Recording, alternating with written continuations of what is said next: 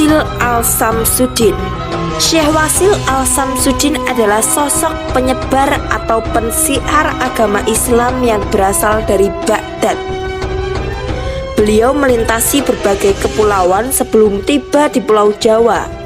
Dari negeri Baghdad menuju ke Pulau Jawa, juga menyebarkan agama di setiap kepulauan yang dia ambah, seperti di Kepulauan Brunei Darussalam, Tanah Melayu, dan kemudian masuk ke Pulau Jawa di pesisir kota Tuban. Setelah Syekh Wasil Al-Samsudin bergujarat di bumi Tuban pada abad ke-16, yaitu pada tahun 1470 Masehi, Syekh Wasil Al-Samsudin mendapat pengaruh kepercayaan dan mengajarkan ilmu tauhid dan ajaran kitab suci Al-Quran. Kemudian melebar ke wilayah Gresik dan Jombang. Pada tahun 1490, Syekh Wasil Al-Samsudin memperluas sayapnya, siar menuju ke wilayah Kediri, yaitu daerah Jong Biru, hingga melebar sebelah selatan kota Kediri. Mbah Wasil atau Syekh Wasil melakukan perjalanan malam, tiba-tiba melewati perhutanan yang sangat wangi, dan beliau pun juga sedikit ketakutan karena hutan itu benar-benar tercium kuat aroma yang sangat wangi. Setelah keesokan paginya, sang surya pun memancarkan sinarnya. Ternyata keharuman yang mewangi itu adalah hutan melati yang begitu luas sekali. Maka dengan itu, daerah itu yang disaksikan para santri-santrinya, karena daerah itu sangat wangi, dijadikanlah pedesaan atau kampung Banjar Melati. Sehingga setiap Mbah Wasil bermujahadah selalu memakai wewangi kembang yang berasal dari desa Banjar Melati. Perjalanan Syekh Wasil Al-Samsudin selalu membuat ketakutan, karena beliau selalu keluar malam dan tentu tak lupa sambil memutarkan tasbihnya. Assalamualaikum warahmatullahi wabarakatuh. Ini bulan puasa, maka kami ingin sekali untuk mendatangi sebuah makam-makam para leluhur yang pada era dulu menyebarkan agama Islam. Kita akan ke makam Setono Gedong, yaitu makamnya Mbah Wasil. Sehingga mereka adalah orang-orang, sosok orang yang berjuang demi pengembangan agama Islam. Pemirsa, bahwa Kabupaten Kediri atau Kerajaan Kediri di era zaman dahulu memang mempunyai pengaruh yang sangat besar sekali. Sehingga banyak peninggalan-peninggalan di sekitar daerah Kediri, termasuk makam-makam para panji-panji. Pada hari ini saya ingin merusuk untuk masuk. Yang pertama adalah silaturahmi, yang kedua adalah kita mendoakan para leluhur yang telah meninggal, para leluhur yang di alam kubur.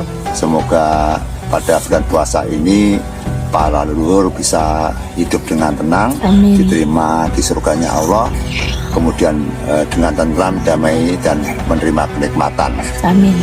Pemirsa, ini kita sudah di sekitar ruang lingkup atau di timurnya makam Mbah Setono Gedong atau Mbah Wasil. Kita akan masuk, kita akan mengungkap siapa yang dinamakan Mbah Wasil dan bagaimana Mbah Wasil bisa berada di kota Kediri. Pemirsa, cukup sekian, mari kita sejenak untuk melangkah mendekati makam Mbah Wasil. Mari teman-teman. Murid-murid atau santri Mbah Wasil berasal dari berbagai corak. Banyak yang berasal dari keturunan darah biru atau pejabat atau Setono Projo di era itu. Agar para Setono itu digedong, yang artinya diikat janji agar tidak boleh murtad ke aliran atau agama lain, pembiatan dan pengikatan janji tersebut disebut dengan istilah gedong. Istilah itu juga sering digunakan di era sekarang pada saat memakaikan para bayi dengan kain atau dibelebet pakaian biar tenang dan biar bisa tidur. Tempat penggedongan itu disebut Setono Gedong karena di tempat itulah selalu ada saja prajurit dari kerajaan yang pindah keyakinan ke dalam ajaran Islam. Syekh Wasil Al-Samsudin memang tidak terkenal seperti wali-wali atau sunan-sunan yang lain karena beliau memang menjauhi dunia kepemerintahan atau kerajaan. Karena Mbah Wasil tahu masuk ke urusan kerajaan tentu nantinya akan ditawari jabatan atau kemuliaan yang nantinya akan lupa dengan tujuannya, yaitu mensiarkan ilmu agama Islam. Sehingga perjalanan Mbah Wasil tidak tercatat ke dalam keanggotaan para wali songo. Mbah Wasil sebenarnya hampir bersamaan dengan datangnya para wali ke Pulau Jawa. Mungkin karena lamanya beliau berada di pulau lain seperti Brunei dan Pulau Melayu, sehingga mereka tidak bisa bersamaan dengan para wali. Pada suatu hari, ada salah satu murid Syekh Wasil yang hilang di setiap menyusuri kali atau sungai karena mencari sayuran bestru dan sembuan. Setelah Syekh Wasil mendapatkan laporan dari beberapa santrinya, Syekh Wasil pun mengadakan pengamatan dan penelusuran. Karena saat itu dicurigai ada hantu yang disebut dengan hantu Wilwo. Artinya bila manusia itu dijawil akan digowo atau dibawa lari oleh para hantu yang disebut hantu Wilwo itu. Ternyata setelah Syekh Wasil Al-Samsudin nyanggong di sungai itu di tengah malam bersama semua para siswanya, ternyata ada suara gelobak. Ternyata muncullah puluhan buaya yang muncul dari semak-semak belukar dan pohon bambu yang rimbun dan penuhnya rayutan kelor sungai atau pohon kerangkongan. Sungai yang semilir dengan angin yang dingin. Buaya-buaya itu murka dan buas memakan manusia-manusia yang turun ke dalam sungai. Dengan gerakan para santri dan ilmu kesaktiannya, buaya-buaya itu ditangkap dan menjadi tontonan di pinggir genangan atau diletakkan di bandar-bandar sungai. Dengan kejadian itulah daerah itu kemudian disebut dengan Desa Bandar. Kemudian buaya-buaya itu pun diseret dan ditumpuk di sebelah barat sungai yang sumilir dengan anginnya. Maka tumpukan buaya itu disebut Desa Lirboyo. Semakin tersohor Mbah Wasil yang saat itu, semakin banyak putra siswanya yang berasal dari berbagai kalangan. Perjuangan dan jasa-jasanya Mbah Wasil Kediri dan kota-kota sekitarnya memeluk agama Islam secara cepat dan padat. Waktu demi waktu, hari demi hari, keringat jasa dan pikiran Mbah Wasil atau Syekh Wasil Al-Samsudin dikenang hingga sekarang. Wafatnya Syekh Wasil Al-Samsudin pada 410 tahun yang lalu dan dimakamkan di Desa Setono Gedong, Kodia Kediri atau Timur Sungai atau Timur Bandar. Semoga Syekh Wasil Al-Samsudin membawa pundi-pundi amalnya dan diterima di surga Allah Subhanahu wa Ta'ala. Ilmu suci atau ilmu Islam yang diwariskan kepada masyarakat Kediri dan sekitarnya, utamanya para putra-putra siswanya yang sangat berguna bagi kepentingan dunia dan akhirat. Setelah wafatnya Syekh Wasil Al-Samsudin, para putra muridnya meneruskan perjuangannya seperti Sunan Bagus, Sunan Kuning, Sunan Bakul, Sunan Kabul, dan Sunan Demak. Semua putra siswanya setelah wafat juga dimakamkan di sekitar makam Syekh Wasil di Setono Gedong, Kodia Kediri. Teman-teman, sejenak kita akan mengikuti videonya Mbah Kendil ketika beliau mendatangi makam-makam Mbah Wasil beserta murid-muridnya. Kita akan mendoakan sama-sama, dan teman-teman, ini juga menjadi sumber bagi kita semua sehingga kita menjadi tahu sejarah Islam di bumi Kediri ini, teman-teman. Ini bukan lagi menjadi hal aneh karena kalian tahu bahwa kami seringkali mendatangi makam-makam umum untuk mendoakan para pendahulu kita. Pemirsa, kita sudah ziarah ke makamnya Mbah Sunan Bagus.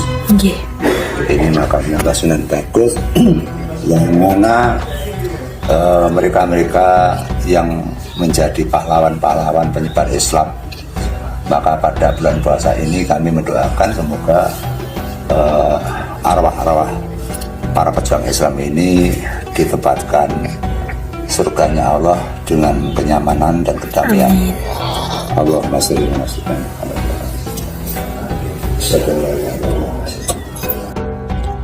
Masih banyak sekali putra siswa dari Syekh Wasil Al-Samsudin ini yang tidak kami ungkap, yang pada dasarnya beliau adalah pahlawan pengembangan Islam di Pulau Jawa, utamanya di kota Kediri dan sekitarnya. Setiap dari kelebihan para putra siswanya selalu memiliki sebutan yang bahkan beliau sendiri tidak menjulukinya, misalkan Sunan Bakul.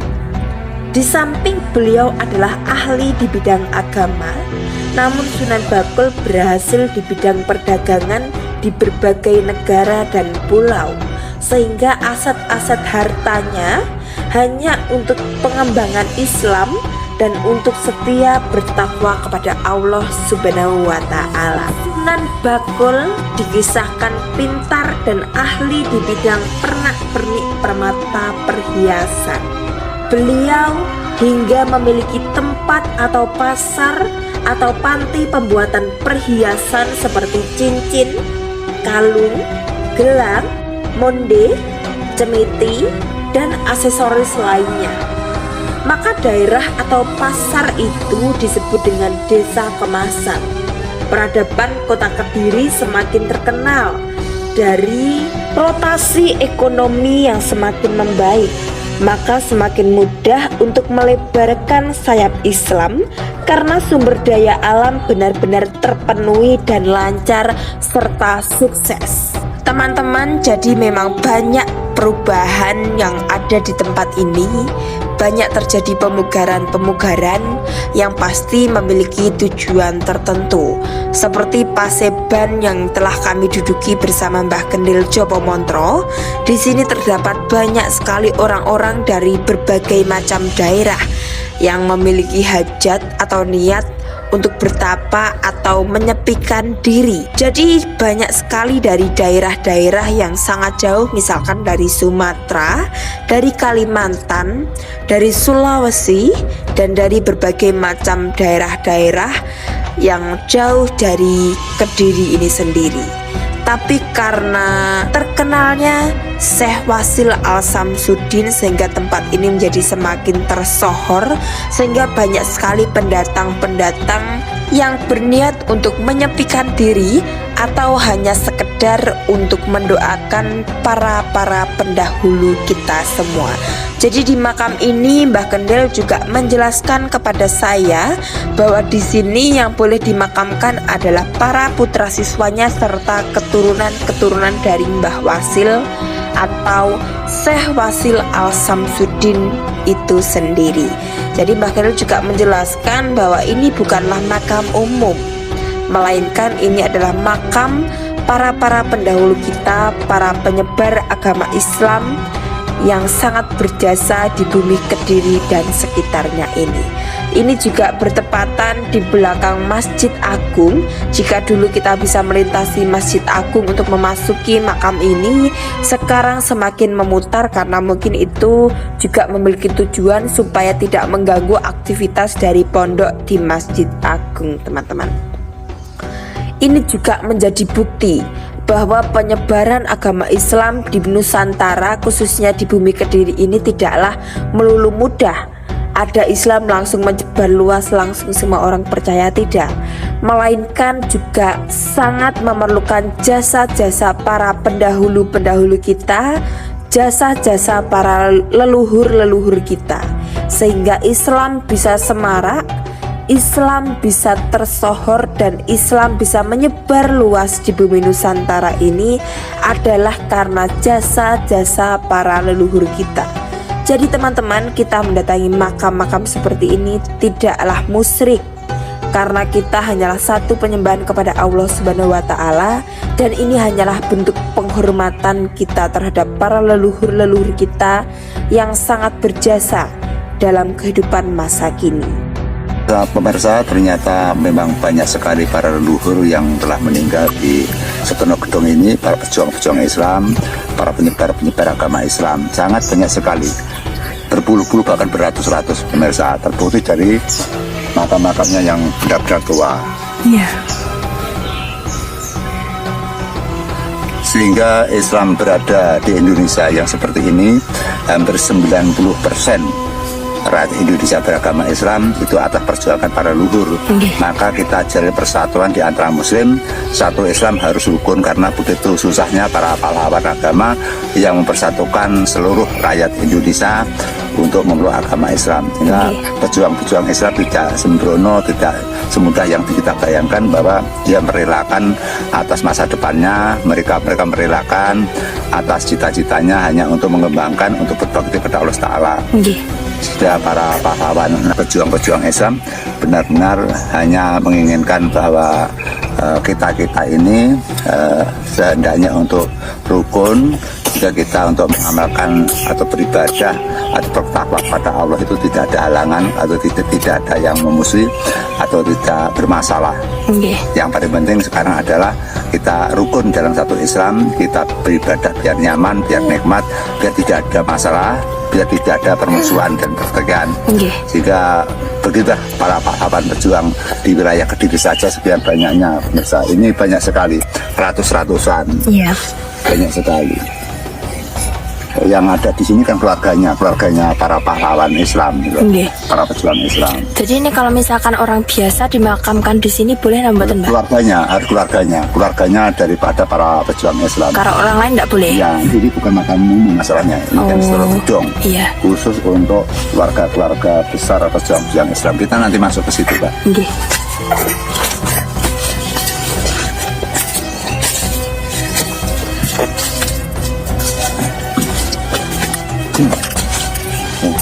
Pemirsa, seperti ini makam-makam perjuang Islam yang begitu beratus-ratus tahun dia berjuang untuk Islam. Bahkan ini merupakan aset-aset pejuang Islam yang ada di Kota Kediri, sehingga Kota Kediri adalah merupakan sosok pejuang besar sekali. Karena Kediri merupakan daerah yang memang benar-benar banyak para tokoh-tokoh agama, para tokoh-tokoh leluhur yang mengislamkan dari masyarakat bukan penganut Islam menjadi Islam yang sedikit menjadi berkembang pesat, menjadi semua warga sekitarnya yang Islam. Karena namanya Kediri itu kan luas, Nganjuk masuk Kediri, Blitar, Galek masuk Kediri itu loh, hingga luas sekali Kota Kediri. Banyak sekali pondok-pondok besar yang ada di Kota Kediri seperti Donglo, Lirboyo, itu merupakan sosok-sosok penciar agama di wilayah sini.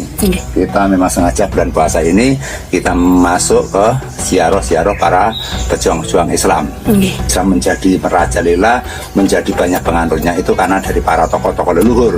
Sehingga maka kita jangan melupakan para leluhur, kita jangan melupakan sejarah. Inilah para tokoh pahlawan yang mengembangkan sayap Islam. Kita yang sudah diperjuangkan, kita tinggal menganut, kita tinggal bertakwa, kemudian kita harus menjaga kerukunan di antara umat beragama, kita menjaga persatuan dalam suatu anuan Islam atau orang-orang Muslim harus bersatu, itu yang paling penting. Mari kita teruskan, Mbak. Monggo, Mbak. Kita akan membahas lagi salah satu murid dari Syekh Wasil Al-Samsuddin, yaitu Sunan Kuning. Sunan Kuning, beliau ahli di bidang kitab kuning, sehingga tak mustahil bahwa beliau memiliki kesaktian yang handal. Dan keanehannya, beliau pernah melakukan puasa makan kunir, yang artinya setiap ucapannya selalu ditujukan kepada Allah dengan kun fayakun. Dengan hal itu Sunan Kuning tidak suka bicara yang banyak karena keanehannya yang seperti itu. Dari teman-teman satu ajaran benar-benar disungkani dan dihormati. Sunan Kuning begitu setia kepada Syekh Wasil Al-Samsudin dan beliau selalu di sampingnya. Pada saat tertentu atau saat penting hingga wafat pun juga tetap di sampingnya atau di sekitarnya. Yang selanjutnya adalah Sunan Kabul. Sunan Kabul merupakan siswa Syekh Wasil Al-Samsudin yang memiliki ketangguhan dalam bermujahadah dan menggemari wirid batin yang tiada batas waktu kecuali saat menjalankan sholat 5 waktu. Kesinambungan Tuhan dan hambanya benar-benar selalu dipanjatkan yang tanpa melihat waktu dan kelelahan. Saking banternya dan tawaduknya sang Sunan Kabul kepada Allah Subhanahu wa Ta'ala, hingga ketika berucap selalu dikabulkan oleh Sang Pencipta atau Allah Subhanahu wa Ta'ala. Itulah sebutan santri lain yang dijuluki kepadanya. Yang selanjutnya adalah Sunan Demang. Sunan Demang merupakan sosok pawakan yang satu-satunya siswa yang pernah menantang kesaktian Syekh Wasil Al-Samsudin. Sunan Demang mengajak berbagai penjuru untuk mengepung atau mengusir ajaran Syekh Wasil Al-Samsudin yang saat itu agama atau ajaran penduduk lokal atau pribumi masih berupa keyakinan kepribadian atau agama yang lain. Keberanian para Demang mendatangi para santri dan Syekh Wasil Al-Samsudin berakibat malu para Demang itu.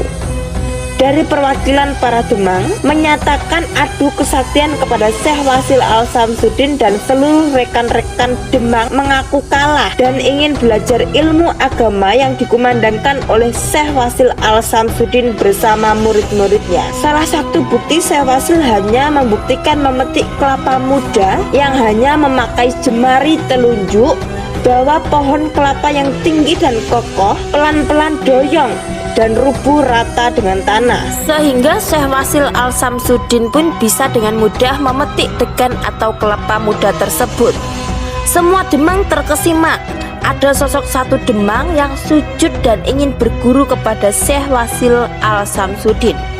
Dalam pembelajaran ilmu agama, beliau disebut dengan Sunan Demang karena ternyata mereka juga sakti dan hidupnya hanya untuk ibadah dan bertakwa kepada Allah Subhanahu wa Ta'ala. Demikian teman-teman, semoga kisah ini menjadi aspirasi dan semangat kita berbakti kepada Allah Subhanahu wa Ta'ala. Cukup sekian, jangan lupa subscribe dan ikuti video kami yang selanjutnya. Wassalamualaikum warahmatullahi wabarakatuh.